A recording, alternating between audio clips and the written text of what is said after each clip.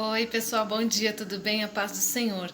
Deixa eu falar uma coisa aqui rapidinho para vocês. Eu converso com algumas pessoas fora os grupos que a gente tem, no particular, e muitas delas têm dúvidas com relação aos recursos que elas utilizam. Gente, o Pinterest, que é um aplicativo, ele é um aplicativo excelente para esse tipo de material. O que você precisar é só colocar na lupa que ele aparece para você dos mais variados tipos de recursos e materiais também, inclusive materiais reciclados.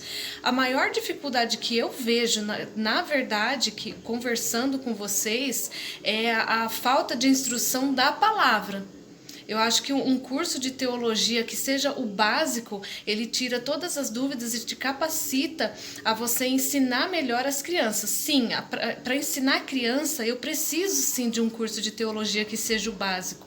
E quando você tem o curso básico, você começa a progredir, tanto nos seus estudos quanto no ministério infantil, nas aulas que você dá, e você vê a diferença com as crianças. É totalmente diferente você contar uma história para a criança e a criança sair dali e ela não colocar aquela história na sua vida, no seu dia a dia.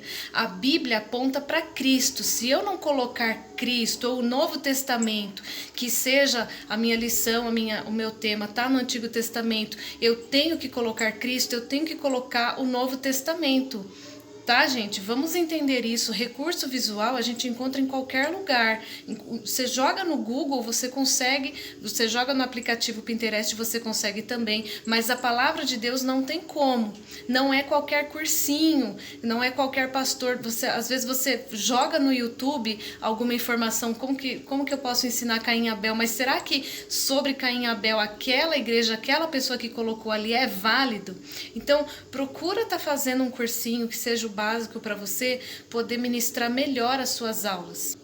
Eu já vi pessoas, por exemplo, falando sobre Caim e Abel, ensinando que Deus recebeu a oferta de Abel e não recebeu a oferta de Caim, quando na verdade não é esse o ensinamento, não é isso que a lição ali quer passar, porque toda a história bíblica quer passar uma lição e você tem que saber qual é a lição que aquela história quer passar. A história de Caim e Abel nos informa que Caim era uma pessoa má, era uma pessoa corrupta, ele era uma pessoa de má índole. Não é apenas o fato dele não oferecer das primícias, porque quando Moisés institui o tabernáculo, Moisés institui também a oferta de cereais como oferta agradável ao Senhor. Então não tem nada a ver com a oferta, o que ele estava oferecendo, tá? Mas quando a gente vai oferecer algo, é que nem Abraão quando ofereceu Isaac. Ele teve 3 dias para perder Isaac dentro de si.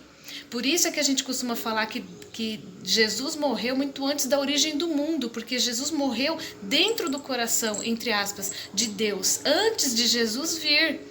A gente tem que entender essas coisas que não é qualquer curso que você aprende, mas o curso básico ele já vai te dar um direcionamento. Do básico você vai se interessar com certeza em ir para o médio, e ir para o intermediário, e ir para o avançado, e por aí vai. Quanto mais você lê o mesmo capítulo, quanto mais você lê a mesma história, quanto mais você pesquisa a respeito, nos drives a gente tem muitos materiais, tem livros também que eu compartilho aqui, então quanto mais você estuda, mais entendimento você tem. Então, procura, quando você for fazer uma aula, procura primeiramente, o primordial é aprender o que aquela lição está passando para você. Eu vou até citar um exemplo, vocês sabem que eu trabalho em escola. Uma professora, eu estava em sala de aula com umas crianças e tinha Lego espalhado pela sala. A professora falou assim, eu vou contar a história do Chapeuzinho Vermelho. Ela não recolheu os materiais, ela sentou no chão com as crianças, chamou as crianças, vem que eu vou contar uma história. Ela contou a história do Chapeuzinho Vermelho usando Lego. E as crianças, por mais que o chão ali estivesse repleto de Lego, estava atrativo para aquelas crianças, elas pararam, fixaram-se no conteúdo e depois, quando finalizou, elas foram brincar ali, imitando aquela história que elas acabaram de ouvir. Então, é isso que a gente tem que pensar, não é apenas o recurso que a gente vai utilizar, mas sim o conteúdo, como, de que forma que eu estou apresentando e ensinando essa criança. Ela sai dali da igreja com aquela palavra na cabeça, aquela palavra impactou, chegou na alma dela. E aí eu deixo essa pergunta para você se questionar. Toda vez que você terminar, que você finalizar uma aula, que as crianças forem embora, se questione.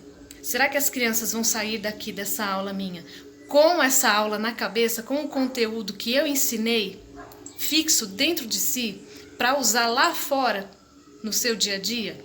Se não for, se a resposta sua for negativa, então você tem que rever o seu método de ensino.